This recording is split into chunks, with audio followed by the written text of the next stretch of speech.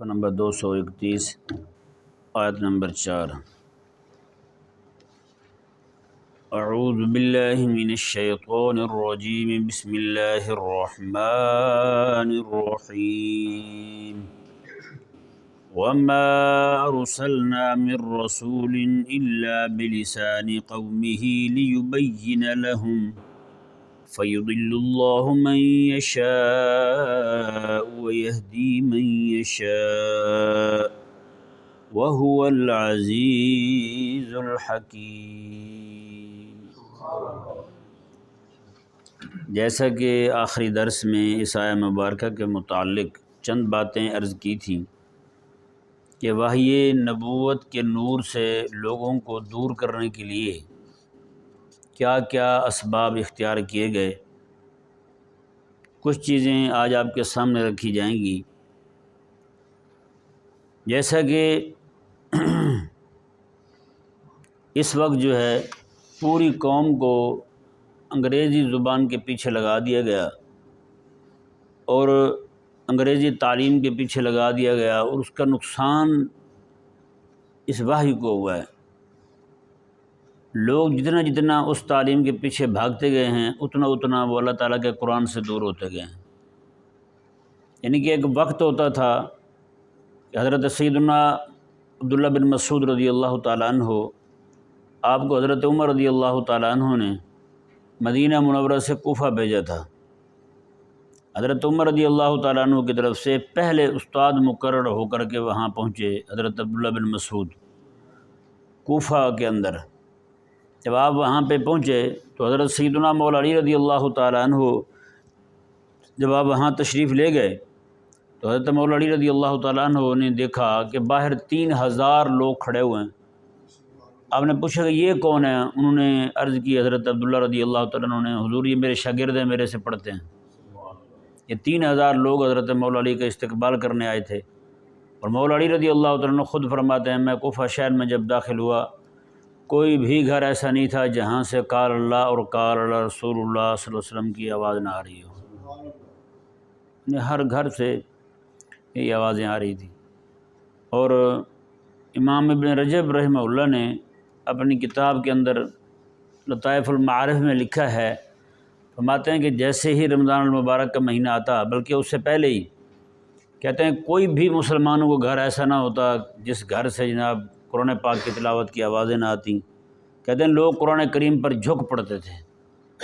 جی ایک دور وہ تھا، اور آپ نے بھی دیکھا ہوگا گھروں میں دادیاں اور اماں جو ہیں وہ کیسے قرآن پاک کو پڑھتی تھیں۔ سویرے سویرے قرآن پاک اٹھ کے سویرے سویرے قرآن پاک کی تلاوت کی آواز آنی، مرد جو ہیں وہ مسجد میں چلے جانے، انہوں نے وہاں قرآن پاک کو پڑھنا۔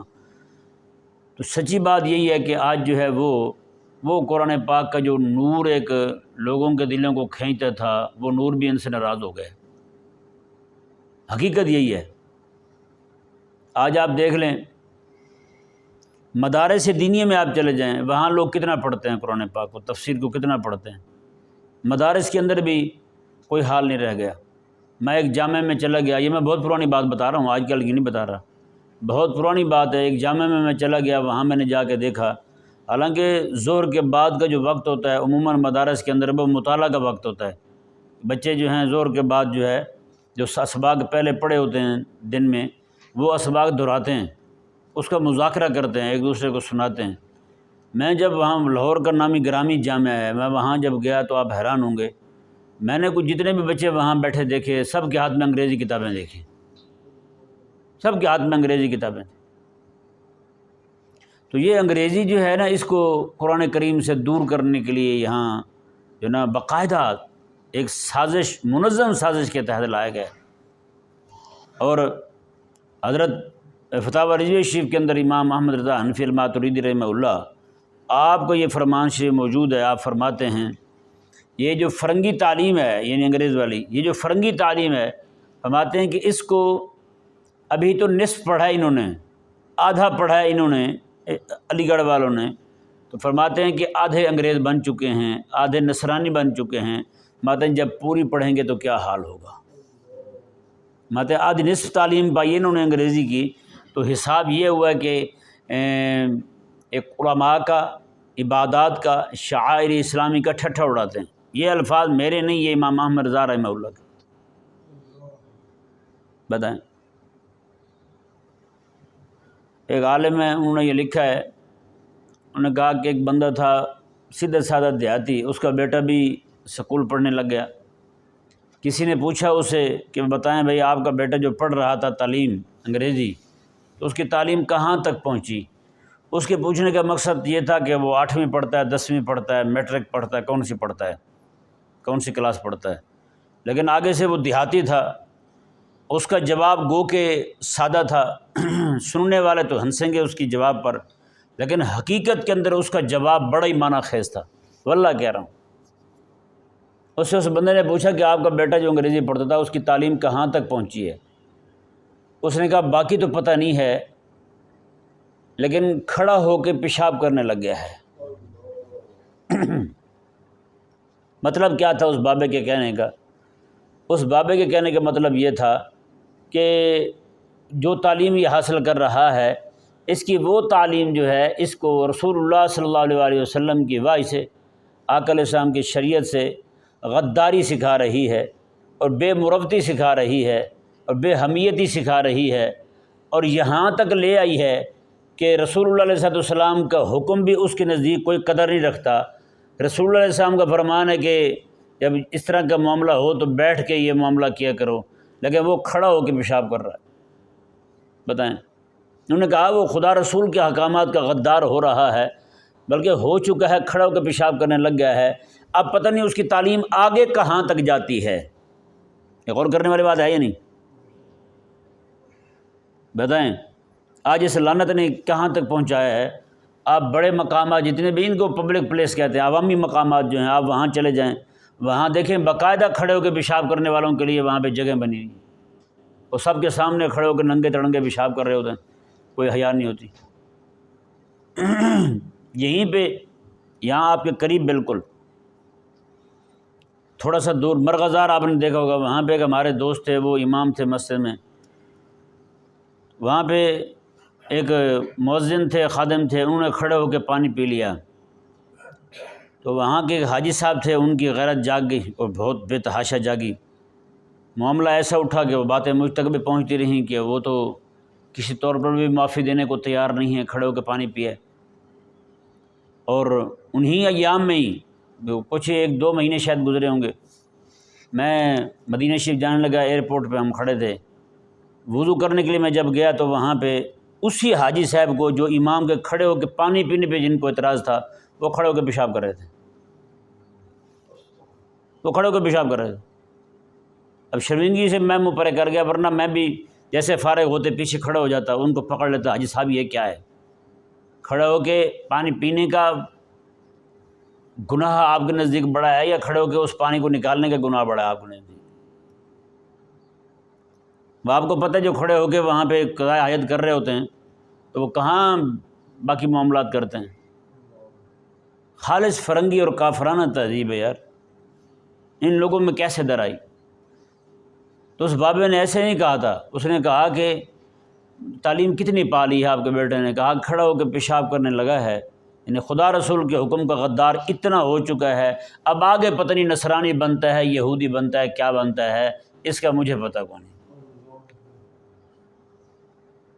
سید اکبر الہ آبادی رحمہ اللہ نے فرمایا، حامدہ چمکی نہ تھی جب تک انگلش سے بیگانہ تھی، ہیں جی، حامدہ چمکی نہ تھی جب تک انگلش سے بیگانہ تھی، تو اب ہے وہ شمع محفل پہلے چراغ خانہ تھی۔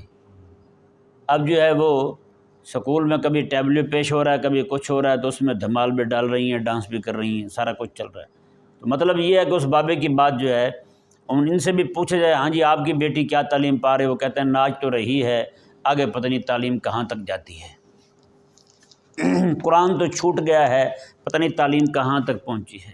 رسول اللہ کی شریعت کا مذاق تو اڑانے لگا ہے ہمارا بیٹا، تعلیم پتہ نہیں کہاں تک پہنچی ہے۔ پشاور کے اندر ایک کالج کی تعمیر ہوئی، اس کا سنگ بنیاد تھا، پھر میر علی شاہ صاحب رحمہ اللہ کو انہوں نے خط بھیجا، وہاں کا جو وائس چانسلر تھا اس کا نام تھا عبدالقیوم، اس نے خط بھیجا کہ حضرت آپ تشریف لائیں، تو ایک بار پھر میر علی شاہ صاحب رحمہ اللہ چلے گئے۔ اس کے بعد پھر اس نے بلایا، جب وہاں پہ کوئی یونیورسٹی کے وغیرہ کا کوئی نظام تھا وہاں، پھر میر علی شاہ صاحب رحمہ اللہ نے جانے سے انکار کر دیا، کیونکہ آپ پر وہ بات کھل چکی تھی، جو کچھ ان کے مقاصد تھے، آپ نے جانے سے انکار کیا۔ تو اس نے آپ کو خط لکھا، اس نے کہا کہ یہی وجہ ہے کہ آپ لوگ جو ہیں اس تعلیم کی طرف نہیں آ رہے، کہ یہی اور یہ علوم جو ہیں ہمارے والے، یہ سارے ہمارے ہاتھ سے چھوٹ کر کے انگریزوں کی طرف چلے گئے ہیں۔ ہاں جی، آج جیسے ہمیں کہتے ہیں نا، لوگ یہ طعنہ دیتے ہیں کہ قرآن جو حقیقت میں سمجھے انہوں نے، ہاں جی، آپ نے قرآن کو سمجھنا چھوڑ دیا، انہوں نے قرآن کو سمجھا تو دیکھیں کہاں تک پہنچ گئے ہیں، نعوذ باللہ من ذالک۔ تو انہوں نے، اس بندے نے، جب پروفیسر نے یہ لکھا نا آپ کو، حضرت پیر میر علی شاہ صاحب رحمہ اللہ کو، کہ جناب یہ تو آپ لوگوں کی وجہ سے یہ علوم جو ہیں ہمارے ہاتھ سے چھوٹ کر کے انگریزوں کے پاس چلے گئے ہیں۔ اللہ اکبر۔ حضرت پیر میر علی شاہ صاحب رحمہ اللہ نے جو جوابی خط لکھا وہ میرے پاس موجود ہے، تحریر میں میرے پاس موجود ہے۔ حضرت پیر میر علی شاہ صاحب رحمہ اللہ نے لکھا، آپ نے فرمایا کہ دیکھو بھی بات یہ ہے کہ جو تم کہہ رہے ہو کہ ہمارے علوم ان کے ہاتھ میں چلے گئے ہیں، آپ نے فرمایا کہ ہمارے علوم میں سے ایک ذرہ بھی ان کے پاس نہیں گیا۔ سمجھا ہے نا، کہ ہمارے علوم ان کے پاس جاتے تو پھر بھی وہ کافر رہتے ہیں۔ یہ تمہاری سمجھ سے باہر بات نہیں ہے، تمہاری بات تو سمجھ سے باہر ہے۔ آپ نے فرمایا کہ بحمد اللہ تعالی یہ علوم اور اس علوم کے خدام جو ہیں دونوں محفوظ ہیں، اور یہی ہمارے اہل اسلام میں ہی ہیں۔ یعنی قرآن اور حدیث جو ہے، اس علم کے ماہر جو ہیں وہ بھی ہم میں ہی ہیں، اور یہ علوم بھی ہم میں ہی ہیں، ہمارے علوم کسی کے پاس نہیں گئے۔ یہ فرمانے کے بعد جو اگلے الفاظ تھے حضرت پیر میر علی شاہ صاحب رحمہ اللہ کے، آپ نے فرمایا کہ ماء و شمع میں سے جو زندہ رہے گا، ماء و شمع میں سے جو زندہ رہے گا، اس پر یہ بات واضح اور عیاں ہو جائے گی کہ اس علم کا مقصد جو ہے وہ عبادات الہیہ سے اور نور وحی سے لوگوں کو دور کرنا ہے، اس کے علاوہ کوئی مقصد نہیں ہے سوائے پیٹ بھرنے کے۔ ماتے یہ علم، یہ جو تعلیم جس کو علم کہہ رہے ہو آپ، یہ لوگوں کا پیٹ تو بھرے گا، یعنی روٹی تو کھا لیں گے اس کے ساتھ، لیکن اس کا نقصان یہ ہوگا کہ لوگ جو ہیں وہ اللہ تبارک و تعالیٰ کے قرآن سے، دین سے، عبادت سے دور ہو جائیں گے۔ آج آپ دیکھیں نا، جتنے بھی یہ نوکریاں کرنے والے ہیں، دفتروں میں بیٹھنے والے ہیں، وہ سارے کے سارے دفتر کے ٹائم پہ اٹھیں گے نہیں اٹھیں گے؟ رب تعالیٰ کی عبادت کے ٹائم پہ کوئی اٹھا ہے؟ یہ جتنے بھی لوگ آپ میرے سامنے بیٹھے ہوئے ہیں، سارے کے سارے اپنا کام کرنے والے ہیں، گھر کے کام، اپنا کوئی دکان وغیرہ چلاتے ہیں، اس طرح کا نظام ہے۔ لیکن جتنے بھی یہ فرنگی دفتروں میں لگے ہوئے لوگ ہیں، ان میں سے اکثریت جو ہے نا وہ غائب رہتی ہے مساجد سے، کوئی بھی دکھائی نہیں دیتا۔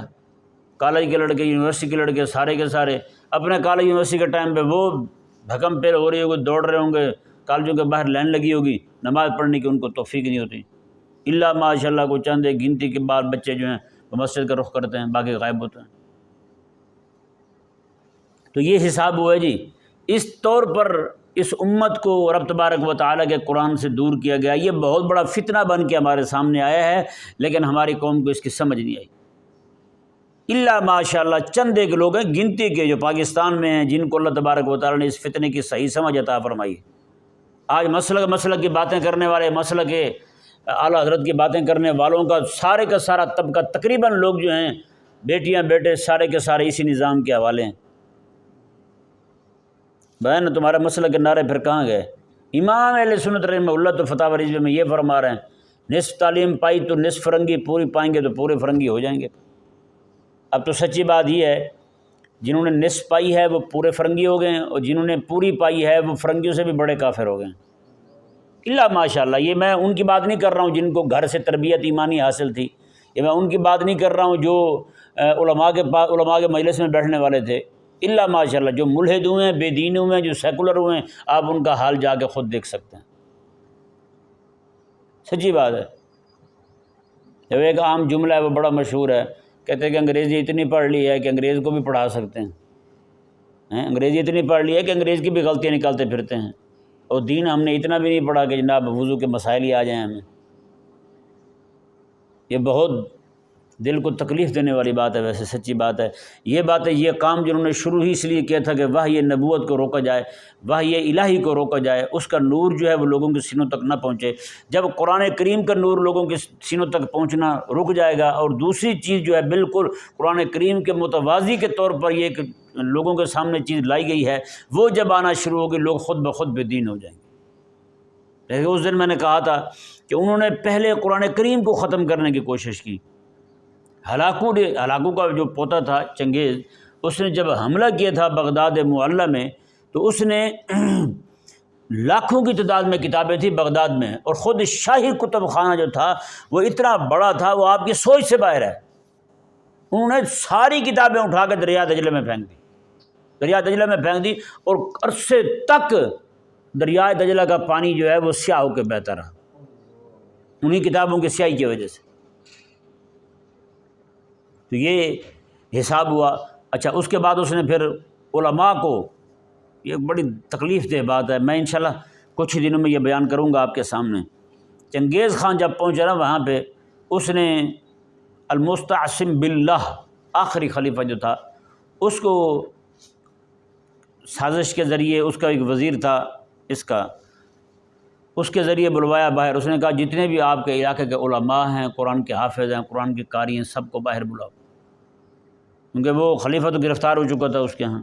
اس نے سب کو بلایا، جیسے خلیفہ کا حکم پہنچا سارے لوگ باہر آ گئے، علماء بھی، حفاظ بھی، قراء بھی، اور وہ اتنے تھوڑے لوگ نہیں تھے، ان کی تعداد بھی لاکھوں میں تھی، کیونکہ بغداد معلیٰ اور اس کے ارد گرد جو ہے نا، ان ایام کے اندر جب خلافت عباسیہ ختم کیا گیا، 1,06,00,000 لوگوں کو قتل کیا ہے تتاریوں نے، منگول جو تھے، 1,06,00,000 لوگ۔ یہ تو وہ ہیں جو گنتی میں۔ اس نے پھر علماء کو بلوایا، حفاظ کو، قراء کو، سب کو باہر بلوا لیا۔ بلوانے کے بعد اس نے سب کو قتل کر دیا، کہا کہ ان سب کو قتل کر دو۔ سب کو جب قتل کر دیا گیا تو وہاں کھڑا ہوا کہہ رہا تھا ہاں جی اب کون پڑھے گا قرآن؟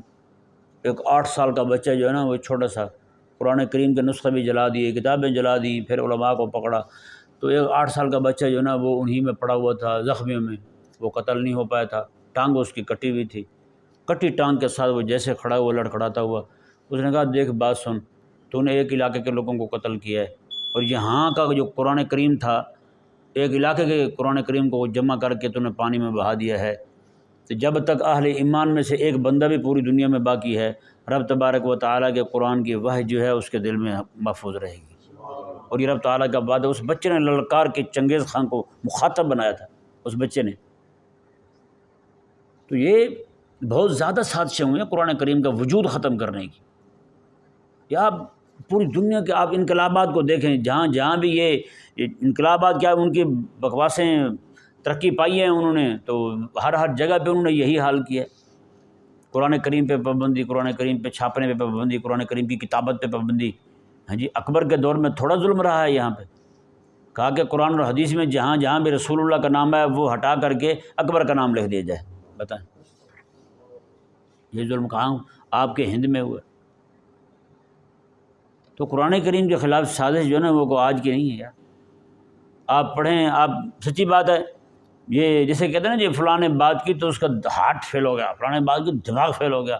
تکلیف سنی ہماری دادی نے روانہ ہوگی دنیا سے۔ کاش کہ کوئی ایسا بندہ بھی ہوتا یار، یہ والے معاملات دیکھتے تو اس کی رات کی نیند ہی اڑ جاتی۔ نعوذ باللہ من ذالک۔ بہرحال خلاق کائنات نے ارشاد فرمایا، جی دیکھیں انشاءاللہ اس آیت مبارکہ پر کل مزید کلام کریں گے۔ آج تھوڑی سی چلو گفتگو ہو گئی، ایک آشنائی ہو گئی۔ اللہ تعالیٰ نے ارشاد فرمایا کہ وَمَا أَرْسَلْنَا مِن رَّسُولٍ إِلَّا بِلِسَانِ قَوْمِهِ، میں کہ ہم نے جو بھی رسول بھیجا اس کو اس کی قوم کی زبان میں بھیجا، یعنی اس قوم کی زبان بولنے والا رسول تھا، لِيُبَيِّنَ لَهُمْ، تاکہ ان کے سامنے کھول کے بات کو رکھ سکے۔ فَيُضِلُّ اللَّهُ مَن يَشَاءُ وَيَهْدِي مَن يَشَاءُ، تو اللہ تبارک و تعالیٰ جسے چاہتا ہے اسے گمراہ کر دیتا ہے، اور جسے چاہتا ہے اسے ہدایت دیتا ہے۔ وَهُوَ الْعَزِيزُ الْحَكِيمُ، اللہ تبارک و تعالیٰ غلبے والا، حکمت والا ہے۔